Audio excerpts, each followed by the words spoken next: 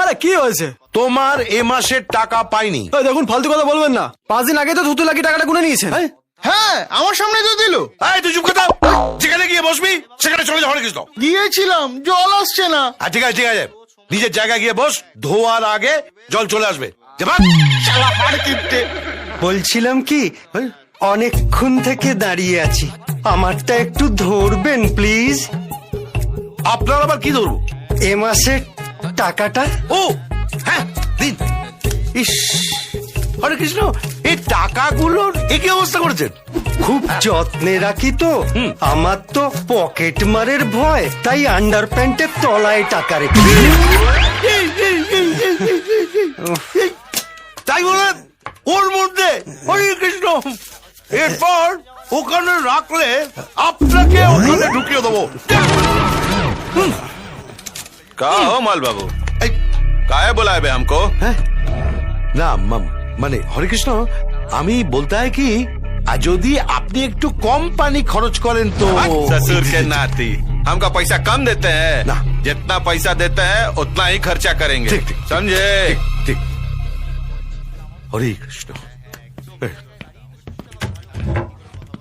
Excuse me, তুমি কে হরে কৃষ্ণ? আগে আমি হরে কৃষ্ণ নই, আমার নাম আনন্দ। তোমার নাম আনন্দ শুনে তো আমার কোনো আনন্দ হচ্ছে না হরে কৃষ্ণ। তুমি বাড়ির ভেতর ঢুকলে কি করে? কেন, গেট দিয়ে? গেট দিয়ে? তা গেটের ওপর নোটিশ গুলো দেখোনি? কি নোটিশ? হরে কৃষ্ণ, চলো দেখাচ্ছি। এসো। আরে কোথায় নিয়ে যাচ্ছেন আমাকে? এসো। কোথায় নিয়ে যাচ্ছেন? এসো। দেখেছো এই নোটিশ গুলো? হ্যাঁ দেখেছি তো। তাই এটা চোখে পড়েনি হরে কৃষ্ণ?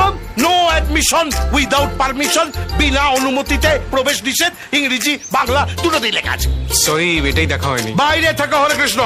আরে হরে কৃষ্ণ বাবু, শুনুন, আমি অনন্ত সেনের বন্ধু। অনন্ত সেনের বন্ধু? হ্যাঁ। কি প্রমাণ আছে? প্রমাণ? হ্যাঁ হ্যাঁ হ্যাঁ, প্রমাণ আছে তো, প্রমাণ আছে, আপনাকে দেখাচ্ছি। এই দেখুন, এটা হলো আমাদের 4 বন্ধুর ছবি।